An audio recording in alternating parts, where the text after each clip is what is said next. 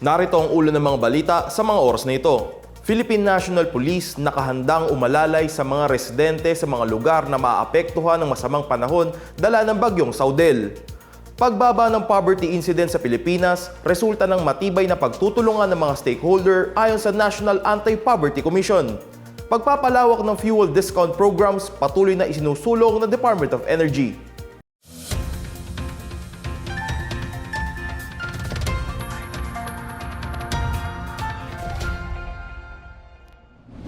Ako po si John Dalistan para sa PNA Headlines. Nakatutok ang Philippine National Police o PNP sa galaw ng bagyong Saudel na inaasahang magpapalakas sa hanging habagat at magdadala ng masamang panahon sa mga susunod na araw. Ayon kay PNP Chief Jose Melencio Nartates Jr., nakikipag-ugnayan ng kapulisan sa mga lokal na pamahalaan na nanganganib tamaan ng malakas na pag-ulan at baha. Kabilang sa mga paghahandang isinasagawa ang posibleng preemptive evacuation ng mga residente. Bukod dito ay makikipagtulungan din ng PNP sa pagprotekta sa mga residente na nasa mga lugar na madaling tamaan ng baha, landslide at iba pang panganib na dala ng masamang panahon. Magbibigay din ito ng libreng sakay sa mga may stranded na pasahero. Ito'y bilang pagtupad sa utos ni Pangulong Ferdinand R. Marcos Jr. at Interior Secretary John Vic Remulla na tiyakin ang kaligtasan ng publiko sa oras ng sakuna. Ikinatuwa ng National Anti-Poverty Commission o NAPC ang resulta ng 2025 Family Income and Expenditure Survey ng Philippine Statistics Authority kung saan bumaba ang national poverty incidence sa 9.7% mula sa 15.5% noong 2023. Sa isang pahayag, sinabi ni NAPC Lead Convener at Secretary Lopez Santos III na ang naitalang single-digit poverty incidence ay dahil sa sama-samang dedikasyon at sipag ng iba't ibang stakeholder. Idinagdag pa niya na mas maaga pang naabot ang single-digit poverty incident kaysa sa itinakdang 2028 goal. Nagpasalamat din si Santos sa mga ahensya ng pamahalaan, mga lokal na pamahalaan at mga development partners sa kanilang tuloy-tuloy na tulong sa pagsugpo ng kahirapan. Dapat aniyang maramdaman ng mga ordinaryong tao ang mga pagbabagong ito at hindi dapat tumigil ang pamahalaan sa hakbang hinggil sa edukasyon, kalusugan at pagkain. Binigyan din niya ang pagpapalakas sa mga programa ng disaster risk reduction at emergency assistance upang protektahan ang mga komunidad mula sa mga sakuna at krisis.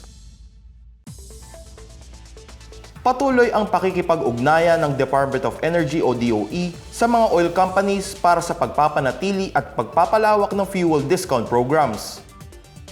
Sa ilalim ng programa, mapapagaan ang pasanin ng mga public utility vehicle drivers, transport network vehicle service drivers, delivery riders at iba pang motorista sa harap ng patuloy na pagtaas ng presyo ng langis sa pandaigdigang merkado. Regular din ang paglalabas ng DOE ng mga updated na listahan ng mga oil company na nagbibigay ng discount. Kabilang dito ang mga designated discount days, loyalty programs at iba't ibang promos na mapapakinabangan ng mga motorista.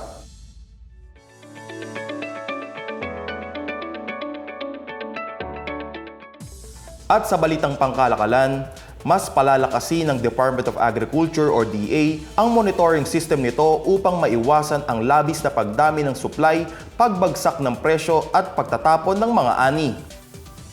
Ayon kay DA Assistant Secretary for Agribusiness, Marketing and Consumer Affairs Genevieve Velicaria Guevara, makakatulong ang system sa mas mabilis na pagtugon ng gobyerno sa mga problema sa supply chain. Kabilang sa imomonitor ang inaasahang ani, weather disturbances at real-time farm gate prices upang protektahan ang mga magsasaka laban sa mga mapagsamantalang middleman.